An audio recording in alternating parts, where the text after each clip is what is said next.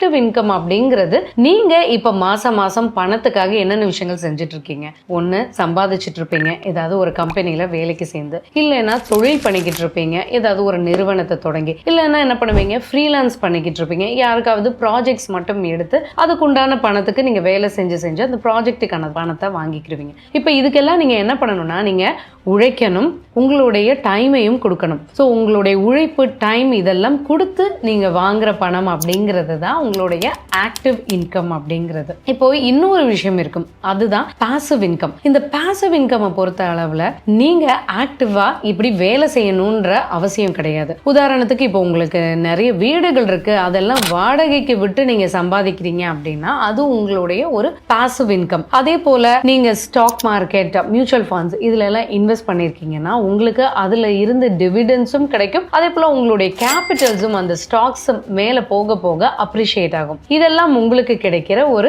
Passive income அப்படிங்கிறது. நம்ம என்னைக்கு இந்த ஆக்டிவ் இன்கம் தாண்டி இந்த பாசிவ் இன்கம் அதிகரிக்கிறோமோ அப்பதான் நம்ம ஒரு ஃபினான்ஷியலி ஃப்ரீ லைஃப் நோக்கி போறோம்ன்ற அர்த்தமாகுது.